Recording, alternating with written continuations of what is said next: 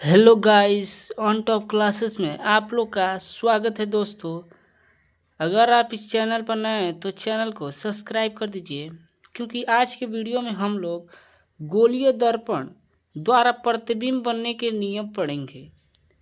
चूँकि आप लोग को अवतल दर्पण के द्वारा प्रतिबिंब बनने के स्थितियों के जानने से पहले आप लोग को गोलीय दर्पण द्वारा प्रतिबिंब बनने के नियम पता होने चाहिए, चूँकि आपके मोस्ट इम्पोर्टेंट टॉपिक है। तो चलिए स्टार्ट करते हैं। तो देखिए, जो गोलीय दर्पण होता है ना, उसमें प्रतिबिंब बनने की 3 नियम होते हैं। ठीक है, कितने नियम होते हैं? 3 नियम। तो ये हम लोग का फर्स्ट नियम है। तो चलिए देखते हैं फर्स्ट नियम क्या है। तो देखिए, मान लीजिए आप पर कोई दर्पण है ऐसे। ठीक है, ऐसे मान लीजिए कोई क्या है, दर्पण है। ठीक है, ऐसे मान लीजिए आप पर क्या है, कोई दर्पण है। ठीक है, और मैंने आप लोग को बताया था कि इसके कहीं बीच में ये देखिए, यहाँ पर मान लीजिए क्या हो गया, ध्रुव हो गया। ठीक है, और यहाँ पर क्या हो गया, फोकस। और यहाँ पर मान लीजिए कहीं वक्रता केंद्र होगा। देखिए, आप लोग को दिख नहीं रहा होगा। देखिए, यहाँ पर मान लीजिए कहीं वक्रता केंद्र होगा। ठीक है, यहाँ पर फोकस हो गया और ये ध्रुव हो गया। ठीक है, इतनी बात समझ में आ गई होगी आप लोग को। तो देखिए, फर्स्ट नियम यही करता है कि मुख्य अक्ष के समांतर, देखिए ये मुख्य अक्ष है पूरा। ठीक है, इसके समांतर कोई प्रकाश किरण जाती है। देखिए, मुख्य अक्ष के से समांतर ऐसे, देखिए ऐसे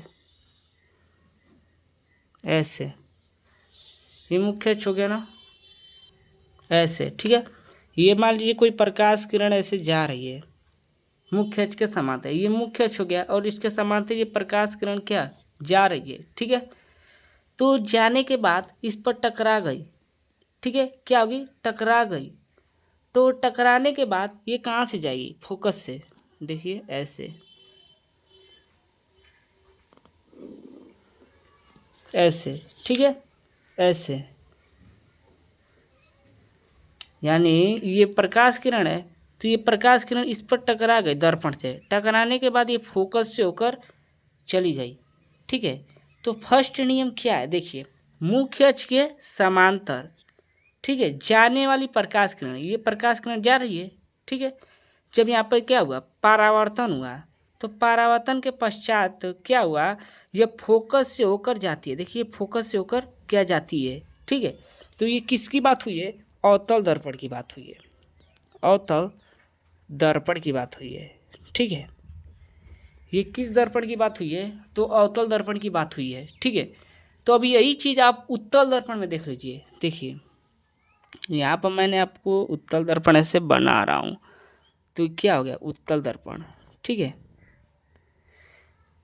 तो अब देख लीजिए यहाँ पर क्या हो गया, मुख्य अक्ष हो गया, यहाँ पर कहीं फोकस हो जाएगा। ठीक है, और यहाँ पर वक्रता केंद्र, और यहाँ पर तो ध्रुव है।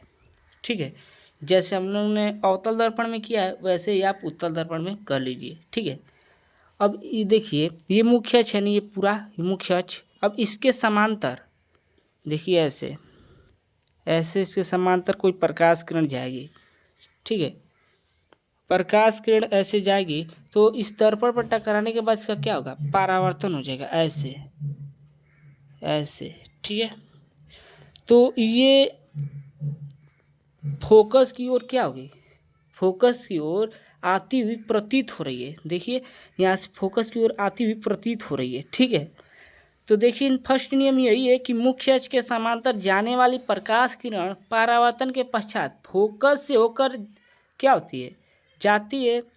ये अवतल दर्पण के लिए। ठीक है, यानी फोकस से होकर क्या आती है।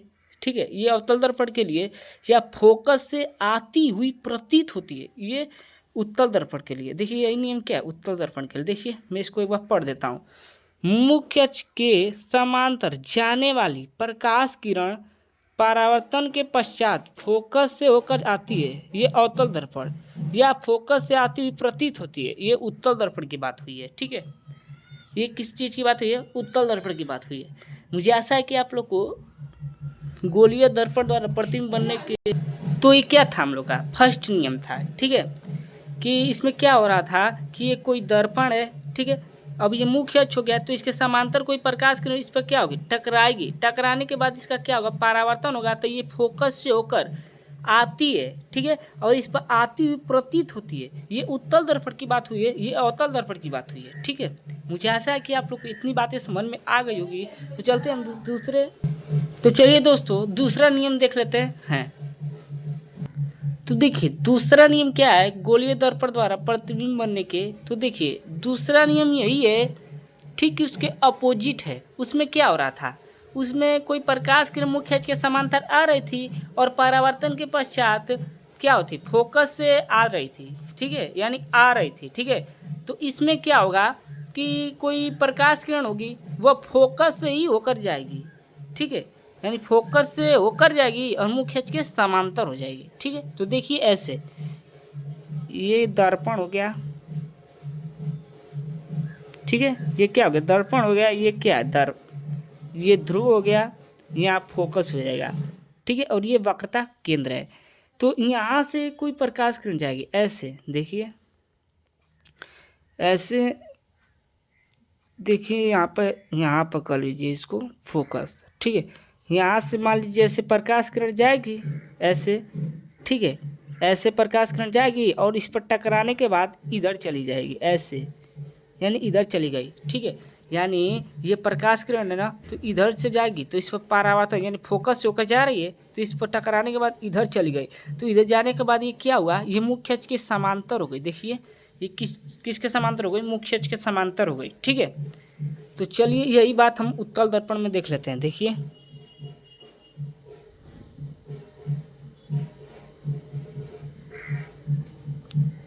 तो यहाँ पर क्या है, ध्रुव है, ये फोकस है, ये क्या है, ये वक्रता केंद्र है, ठीक है। तो यहाँ से प्रकाश किरण जाएगी, देखिए ये जाती हुई प्रतीत होगी, जा नहीं रही है, बस जाती हुई प्रतीत हो रही है, ठीक है। तो इधर से जा रही है तो इसका इधर परावर्तन हो जाएगा ऐसे। तो ये मुख्य अक्ष के क्या हो रहा है, समांतर हो जा रही है, ठीक है। ये क्या हो रही है, मुख्य अक्ष के समांतर हो जा रही है, ठीक है। मुझे ऐसा है कि आप लोग को इतनी बातें समझ में आ गई होगी। तो चलिए हम स्टार्ट करते हैं तीसरा नियम। दूसरे नियम को आप यहाँ पर लिख लीजिए, चित्र बना लीजिए और यहाँ पर आप इसको लिख सकते हैं। देखिए जब कोई प्रकाश किरण फोकस से होकर जाती है या फोकस की ओर आती हुई प्रतीत होती है तो परावर्तन के पश्चात वह मुख्य अक्ष के समांतर हो जाती है। देखिए यहाँ समांतर हुई है ना, ये कोई प्रकाश किरण थी, ये फोकस से होकर जा रही थी, इस पर टकराई, परावर्तन हुआ और ये क्या हो गया, मुख्य अक्ष के इसके समांतर हो गई, ठीक है। तो चलिए हम आगे देख लेते हैं तीसरा नियम। तो देखिए तीसरा नियम क्या कहता है, तो देखिए मान लीजिए कोई दर्पण है, अवतल दर्पण है, ठीक है, हमने ले लिया। ये क्या हो गया आप लोगों को, मैंने ये ध्रुव हो गया, ये फोकस हो गया और ये वक्रता केंद्र हो गया, ठीक है। ऐसे थोड़ा बड़ा कर दीजिए, ठीक है।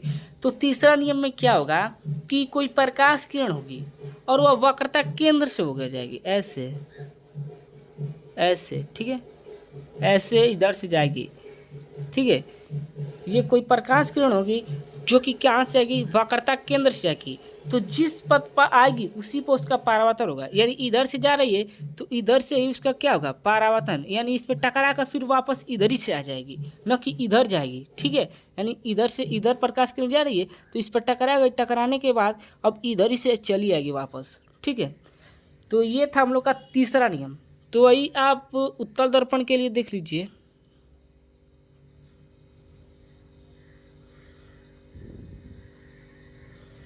ये क्या हो गया, ध्रुव हो गया, ये फोकस हो गया और ये वक्रता केंद्र, ठीक है।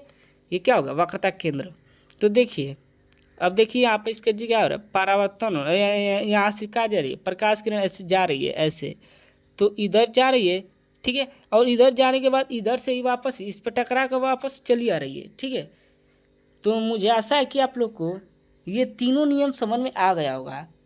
तो तीसरा नियम आप लोग एक बार फिर से देख लीजिए कि कोई प्रकाश किरण है तो ये जिस पथ पर आ रही है, यानी इधर से देखिए, इधर से जा रही है और इधर से इसका क्या परावर्तन हो रहा है। ठीक है, तो आप इसको नोट कर सकते हैं। देखिए, जब कोई प्रकाश किरण वक्रता केंद्र से होकर जाती है तो जिस पथ से आती है, ठीक है, उसी पथ पर उसका परावर्तन भी होता है। ठीक है, मुझे आशा है कि आप लोग को मेरी इतनी बातें समझ में आ गई होगी। अगर वीडियो पसंद आई हो तो चैनल को सब्सक्राइब कर दीजिए। तो मिलते हैं इसके किसी नेक्स्ट वीडियो में, तब तक के लिए धन्यवाद।